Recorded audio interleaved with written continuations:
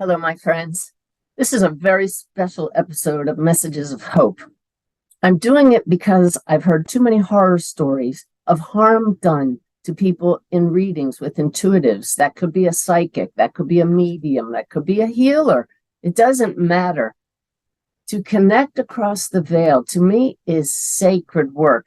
I've had too many people tell me that a reading has saved their life. The evidence that those across the veil will provide to show that they are still here, that they are okay, and that love never dies is so profound that it changes lives in just 1 hour during a good evidence-based reading.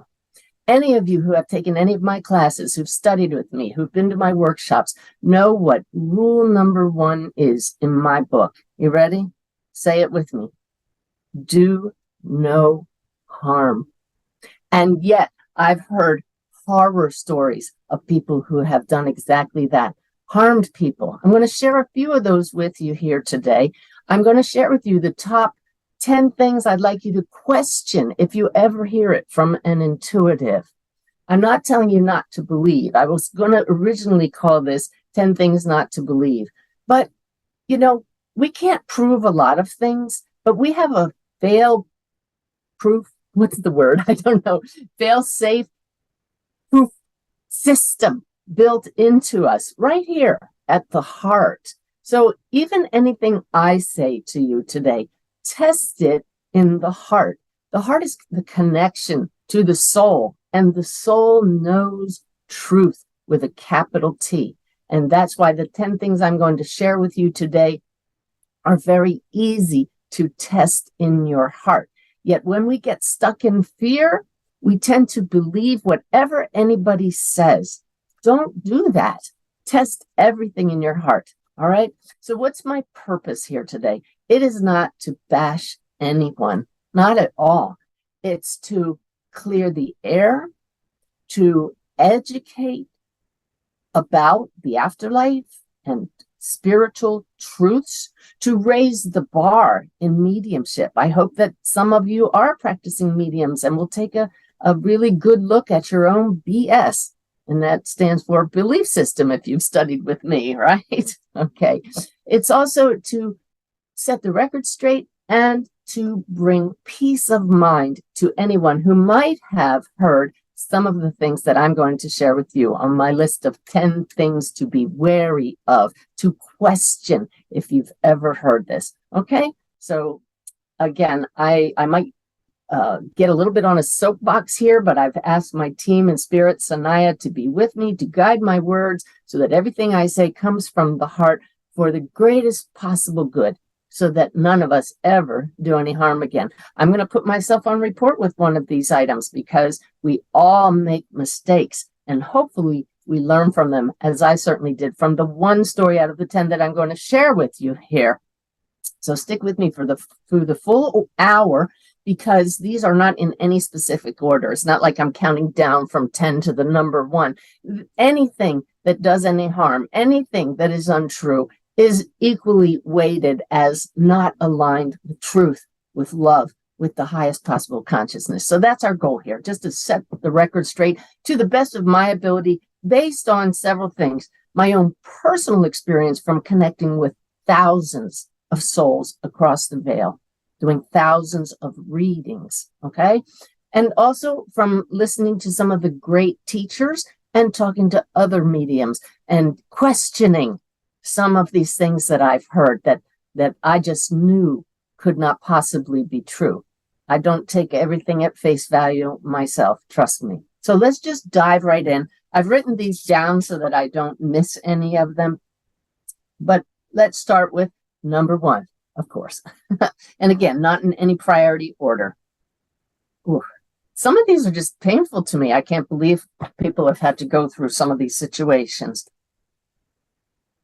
When a medium tells you a loved one is suffering across the veil because you are grieving, question that. All right? I have come to know, again, from talking to thousands of souls across the veil, they understand your grief. They know because once we leave the body, we become so much more aware that we are souls. They know that grief is part of the human journey. If you didn't grieve, something's wrong there. It's a process of dealing with the physical passing of a loved one. But that's the beauty of mediumship. It shows you that your loved one across the veil is still with you. And I have yet to find a soul across the veil or talk to any reputable medium who has found a soul across the veil who is grieving because you are grieving. It just doesn't work that way. We cross the veil and we are aware that there is a greater reality. You can't deny it. And this reality of which we are a part right now is based on love. We're surrounded by this love and can feel it so much more than when these human bodies block out our awareness of that.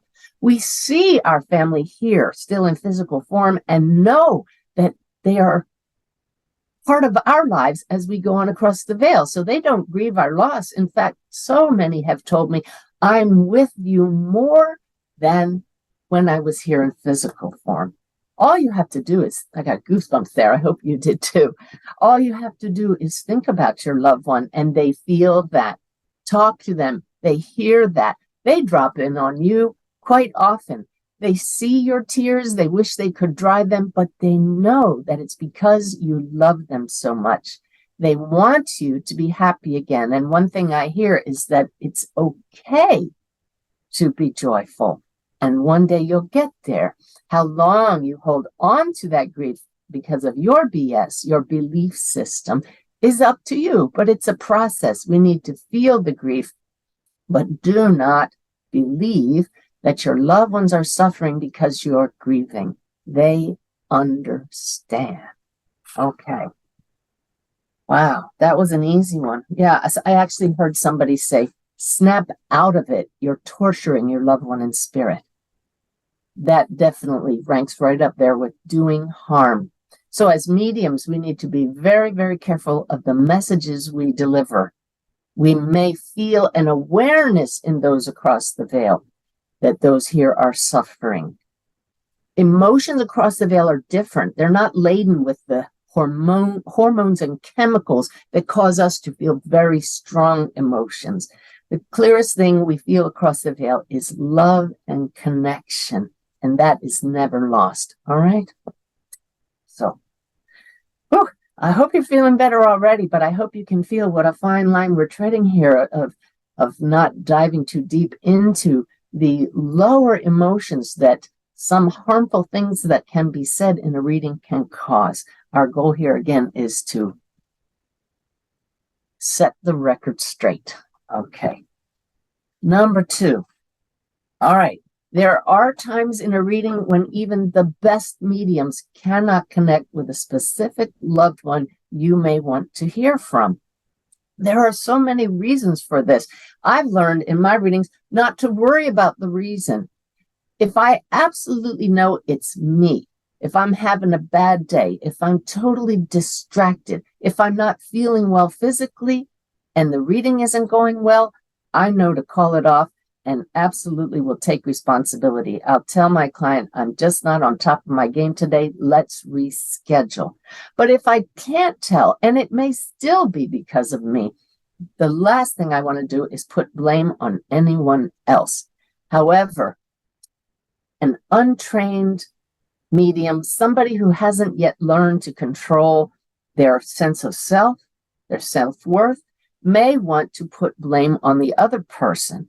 And I've heard this happen. Your energy is too low. I can't connect.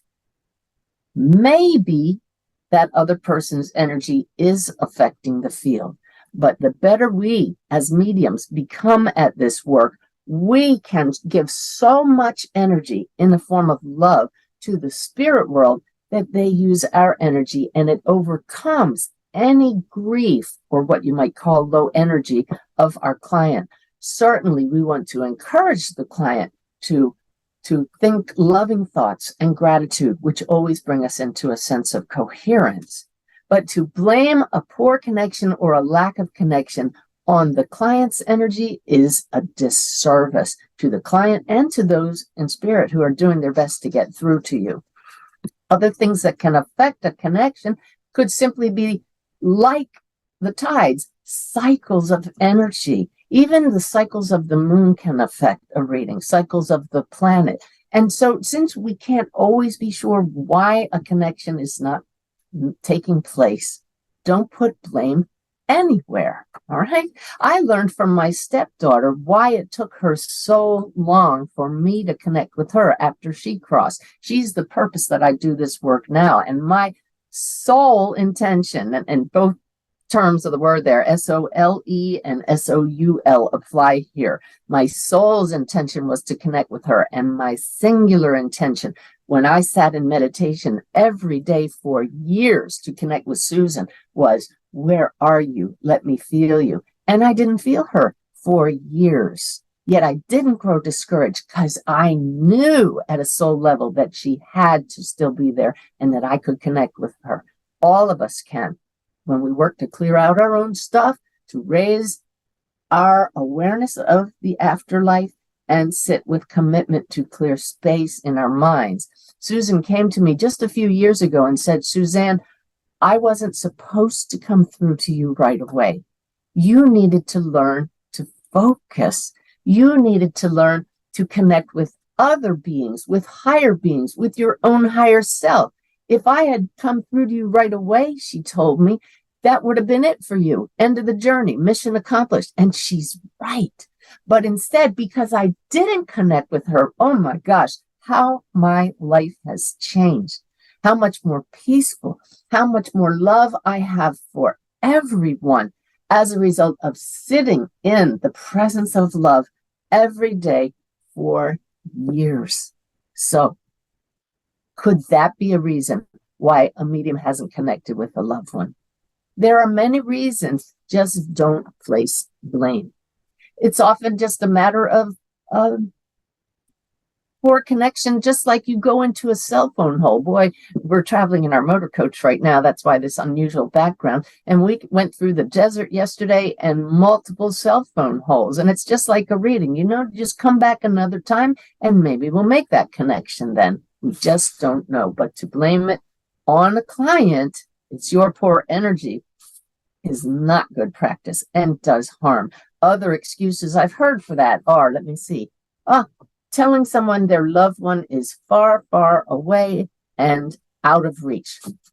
Untrue. You're connecting with those in the realm beyond space and time. Their reality interpenetrates our own right here, right now, just like a different station, a different channel on television. They don't have to come from far, far away. And it doesn't matter how long ago they left. Remember, beyond time. My guides, here they are. They just corrected me. Don't say they left. They didn't leave. You see how our language keeps us stuck, keeps us hurting.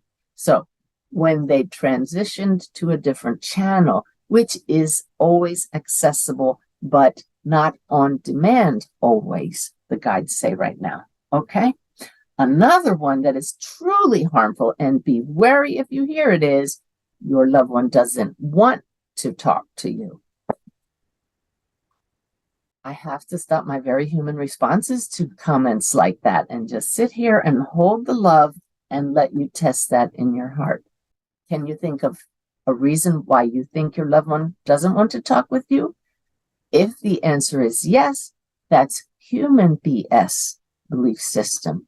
Shift to the level of your soul, where your loved one finds themselves now, and they know that clearing the air brings nothing but healing. Okay?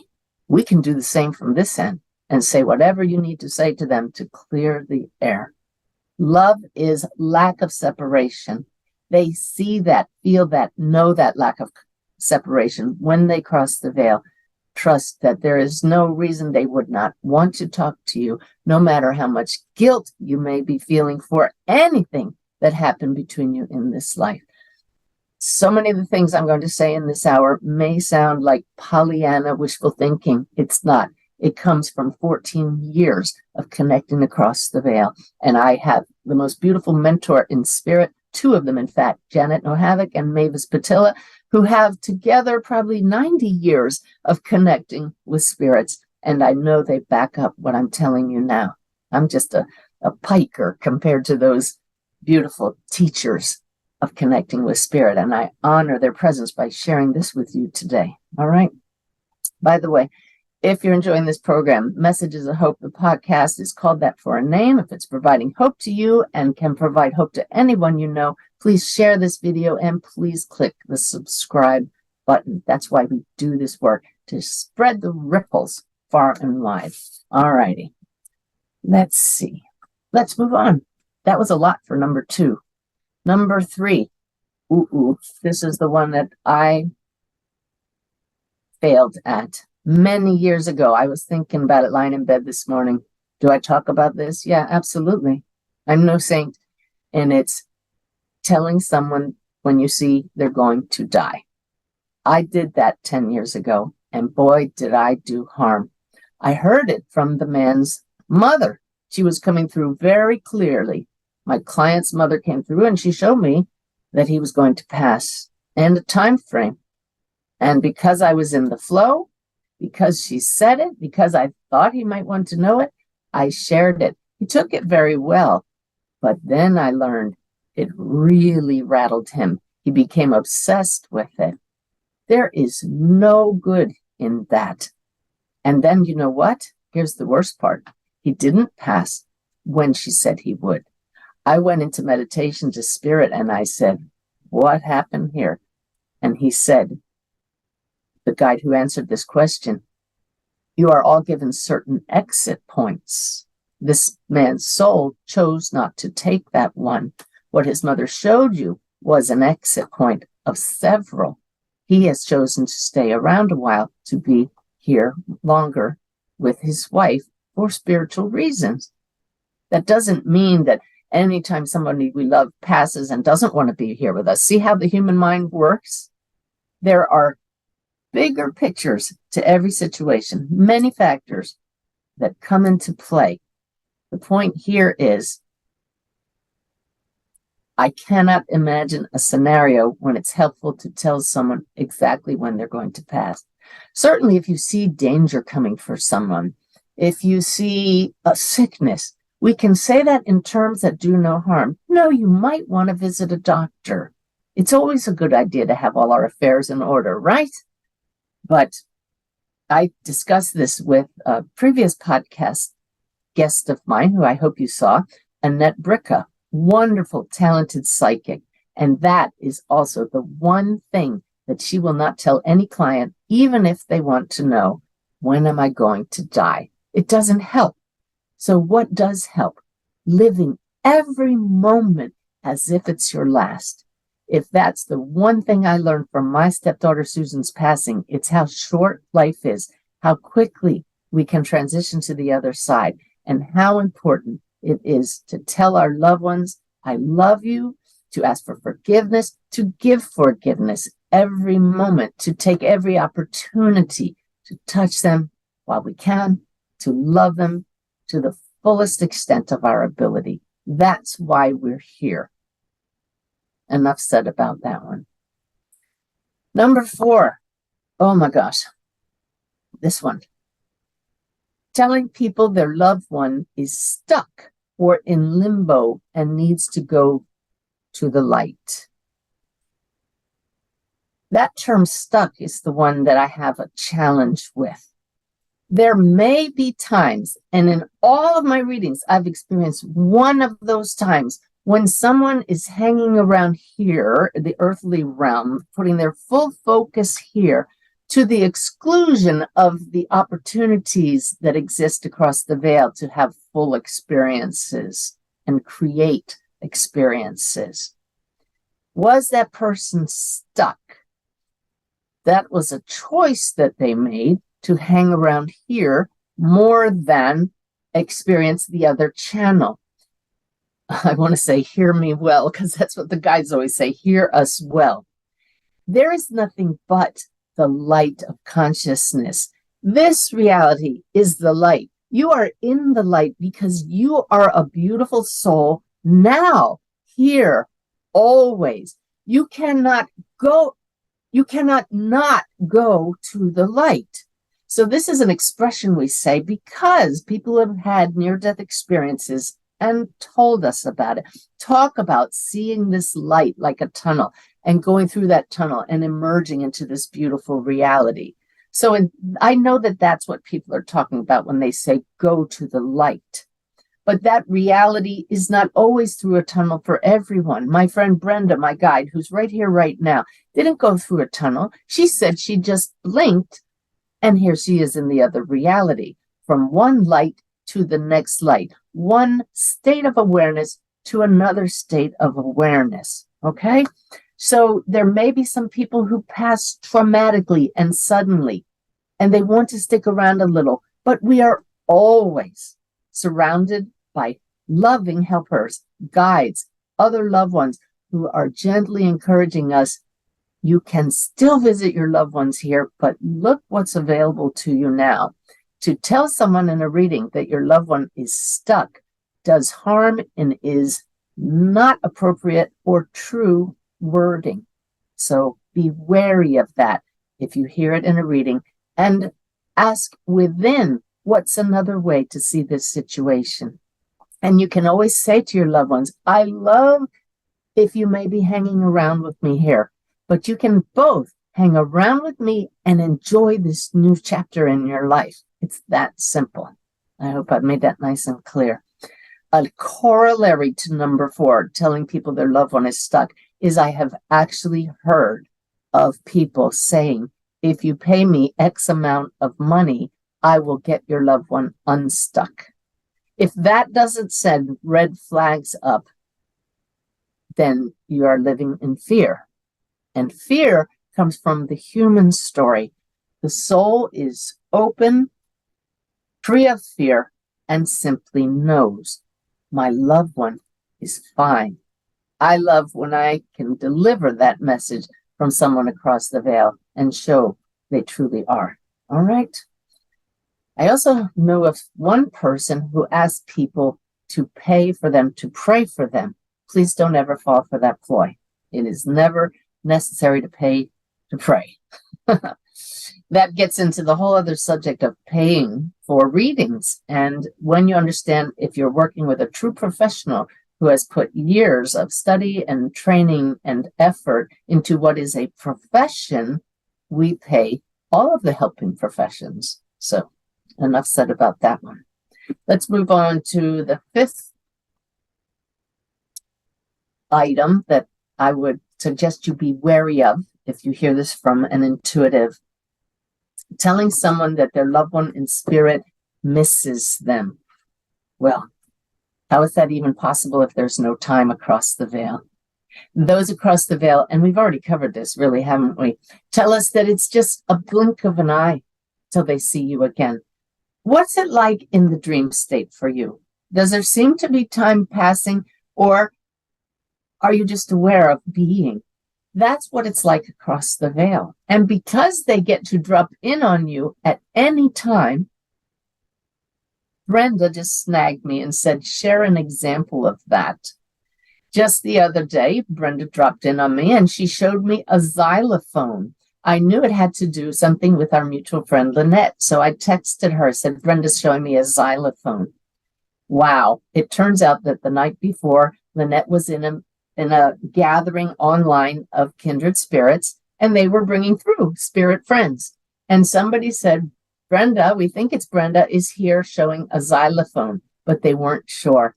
So Brenda dropped in on me the next morning to show it was her. I wasn't even aware of that meeting the night before. So that was just a huge confirmation that Brenda was just there as they were talking about her, brought up the xylophone, and knew that they needed validation, so dropped in on me unexpectedly to share that with me, gave me the knowing to pass that along to Lynette. Do you see how real this is? You can't make this stuff up. And why would we when it is so very present? All right. So that's number 5. They across the veil have told me that if they miss anything at all, it's the physical touch, but their presence with you is so rewarding, so full, that it makes up for that. So I know we sure miss it, don't we? I mean, what I wouldn't give to have Susan's touch again. But I'm reminded right now, my husband felt two fingers press on his arm when he was hiking a trail that he used to hike with Susan, thinking of her. The fingers were so strong that it pushed him around, and there was nobody there. He had such a knowing that that touch was from Susan, that my tough as nails Navy destroyer captain husband sat down on a log on that trail and cried. He had no doubt Susan was with him there. So we can actually, in moments of grace, when the veil parts, feel the touch of a loved one. I felt Brenda's hand on mine once, and it was unmistakable. I hope you've had that experience, and if not, I hope it does happen to you, because we just can't deny that they are still with us. Moving on. Number 6. These are all a little bit similar, but again, what's our purpose here? To provide peace, to clear the air, to educate you what it's really like across the veil, and to ask you to question those things that just don't feel like truth in your heart. Number 6, telling someone that their loved one in spirit is sad if they see we are sad or missing them. Again, this is like, I think I've actually covered these all, but I've talked to the wonderful leaders at my favorite organization, helpingparentsheal.org. I'm going to be sharing this same talk, by the way, on December 6th with Helping Parents Heal online for anybody who misses it, because it's that important.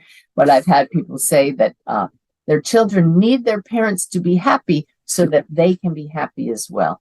I know we've covered this already, so it's just not true. Or telling someone, this is the greater part of this question, and really I need to air this one because this is the horror story that I told you about.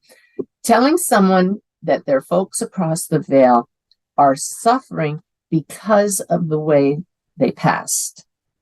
And in this case, I had a woman come to a workshop of mine. She said that she had been suffering for 3 years since she had a reading in which a medium brought through her daughter across the veil, or so she thought. The more she shared with me, I knew that that woman had not made a connection with her daughter. The client, the student in my workshop, had to eventually tell the medium how her daughter passed. We should, hopefully the medium is able to discern that ourselves.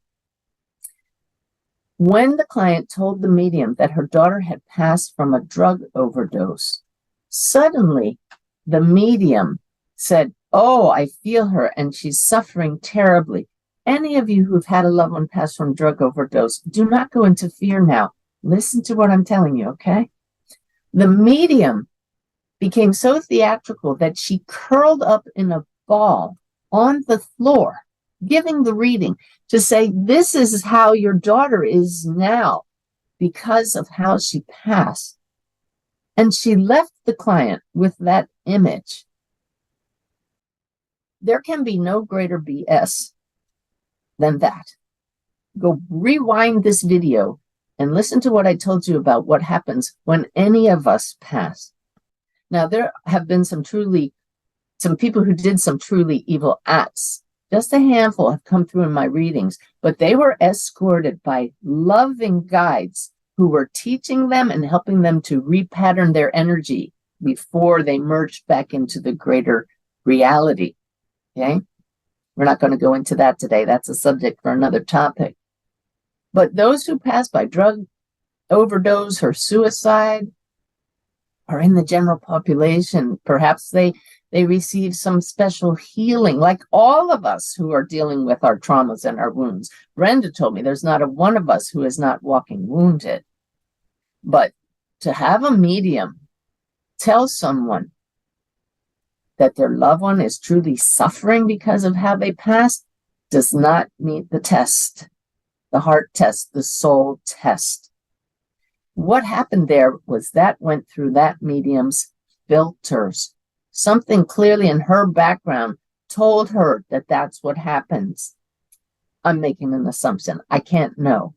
But in that case, I did what I've done in a handful of cases in the Navy when there's flooding in a ship, for example, we have what's called damage control, where you do your best to stem the flood, right? So I've done a handful of what I call damage control readings. I said to this woman, look, I know from experience, your daughter is fine. I know she's not suffering. So let's do a reading and get her. This is the most important point on this point. I asked that mom, did that medium give you any evidence at all to show you she was connecting with your daughter? And the woman said no. What do I mean by evidence? Things about your loved one that medium couldn't possibly know. Describing their personality and their character in ways that leave you saying, oh my God, that's them. The woman said no. And yet, because that medium put that image in this woman's mind, it stayed with her, because fear is a powerful thing, isn't it? We focus on pain. For 3 years, she'd been suffering. She was afraid to go back to another medium. So we did that damage control reading. And I have to tell you, immediately her daughter came through. Can you imagine how her daughter across the veil must have been waiting to share with mom, I'm here, I'm okay. Immediately, I described her personality to a T because I could feel her. Mom says, that's her. There are unique bits of personality in every one of us, quirks and personality traits that are only that loved one. And that's what we got from this young girl. And she was fine. She was not curled up in a ball of suffering. Then we got evidence. We got details about what kind of work she did, memories from her childhood, likes and dislikes, all the kinds of things that showed her mom she is fine and she never was suffering. A total turnaround for that mom, and yet she suffered for 3 years. So my greatest advice for any of you is, what do we do when we get bad news from a doctor? We get a second opinion right away, hopefully, so that we don't suffer any longer than is necessary. So if anybody has a reading that does harm, that causes you to suffer, I highly recommend you get a medium through a personal recommendation, someone that you know is the real deal, ethical, above board, and is doing their best not to filter through their own BS. And you have a second reading without telling that medium anything. The only thing I knew about this young woman across the veil was that she'd passed by a drug overdose. I made sure her mom didn't tell me anything else. We wanted the evidence to speak for itself, and it did.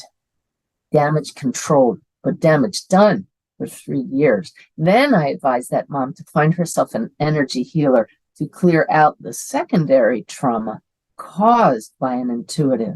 We don't want to be that person, right? On either end, the receiving end or the giving end. I hope you're finding this helpful. Again, I'm going to ask you to click that subscribe button if it is, because this is my mission to share helpful messages of hope every week with all of you. So let's see. Oh, to that end, I hope you know about my monthly connection webinars. Every month, I share the latest evidence from across the veil, stories that open us up to the awareness this is real, and the latest teaching. Every time I learn something from Spirit, I write it down and I share it the next month. Also, my homepage has a facelift, lighter and brighter now, and always featuring upcoming events to which I invite you. And if you don't know about my free Awakened Way app, there's information for that on the homepage. Tens of thousands of people enjoying the uplifting daily messages from Spirit that I get and post for all of you. It's such a joy to share with you. So here we are, number 7, moving along. Telling someone their people are suffering because they didn't believe in God or weren't religious. Now, this is an interesting one because I can tell if a person was religious when I do a reading. And what I hear, I mean, they'll show me, if they show me Jesus on a cross or they show me holding a rosary, I know they were Catholic. If I see a cross without Jesus, I know they were religious, but and Christian, but not Catholic.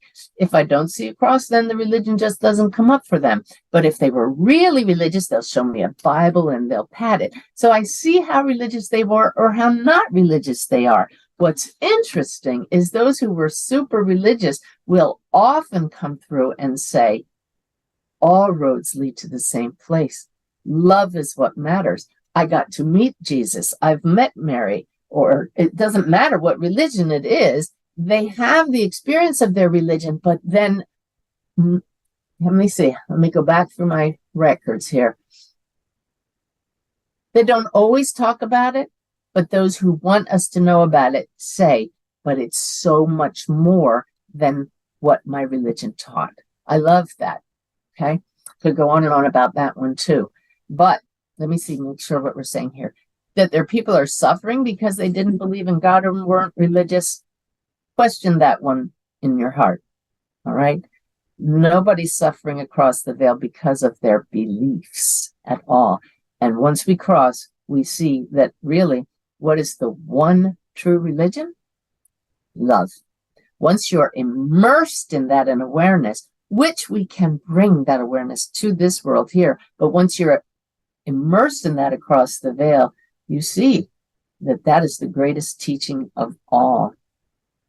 You know, that love is the basic foundation of all that is. Total connection. That's what those across the veil want us to know.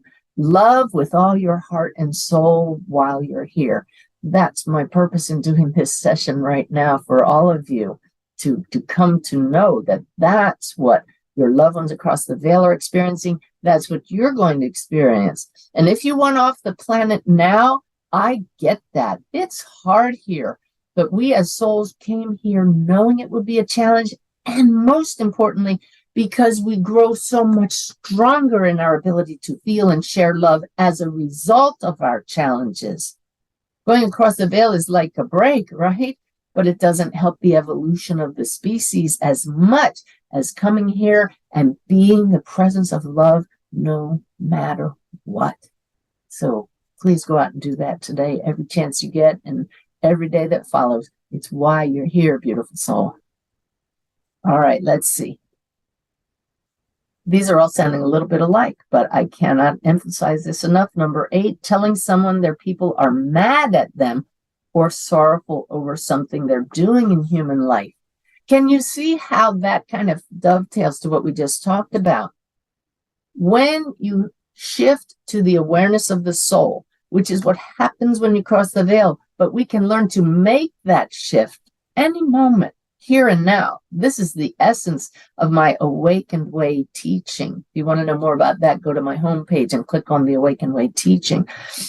When you learn to make that shift to a divinely guided life here and now, you see that we make mistakes and human beings learn by trial and error. There is no judgment of us across the veil. Your spirit guides are not judging you. They know all of the mistakes you've made. And when we can turn our mistakes into growth, then that's a blessing. So to think that your loved ones are angry at you, holding anger or ill thoughts about anything is just not the way it works once we shed these bodies and the BS, the belief system. All right, enough said about that. All right, that was number 8. Number 9.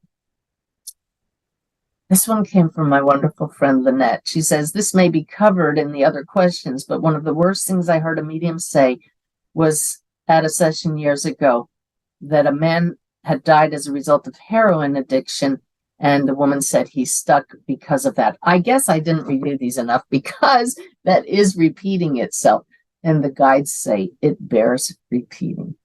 All right. I have felt loved ones go to a healing type sanctuary across the veil. And let me tell you, it feels like a vacation to me when I get to experience what that's like. Just surrounded by love, no stress, and able to just process what the human story was like. But the soul wants nothing more than to grow from every experience. If we can take that on now, if we can see from the soul's perspective, making that shift, then we grow. And the guides just said, tell people how to make that shift. Simply believing, knowing that I am a soul here and now. Hold that in awareness because it's already part of your very being at the heart level. Get out of the head that tries to think your way through this, and then realizing that you're already a soul. Simply go beyond the story. Shift to this part of you that is much more expanded, less limited than the human story that is constricted by the way the brain works, by the physical senses. You can simply become the observer of yourself, like stepping onto a balcony. What if you were to just imagine you had died already and you're looking back at yourself now? You would not be judging yourself. So just take that perspective. What if I'm that loving, non-judging soul right now looking at my human? And then moving forward, make those higher choices that come from the soul that knows only love. Alrighty.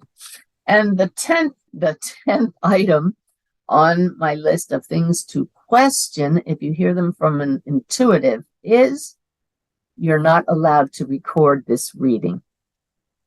I heard that once from a medium I sat with, and immediately I knew, don't trust anything you hear in this reading. Because if a medium is afraid that you're going to listen to what they say and share it with others, then there's nothing worth sharing. A medium needs to have such confidence that anything that comes through can and may be shared with others, that they allow anything to be recorded. There is nothing to hide in this work. If we feel there is, we shouldn't be doing this work. Right. And there are times when I have not had a good connection, and I make sure that that's on the recording as well. I'll say, I'm not on top of my game. This is not up to par with my readings. I want you to know that we will try again, or I want you to try a different reading. But what's here on this recording is not an example of the kind of connection we like in a reading. So we should always strive to do our best when we connect as intuitives, and not be afraid to let other people record it or see what comes through. So there you have it. I think there were a few repeats, but I hope it was worth repeating. And I hope that you found it helpful. Always, always go to the heart. We'll do a quick test right now. Don't leave yet, because I'm going to give you an exercise to show you how to test at the heart. When something is untrue, there's constriction, and the body is a really great barometer of that. You feel it in the heart, you feel it in the gut. For example, just to bring a little humor in here right now, you could say, my name is John Doe.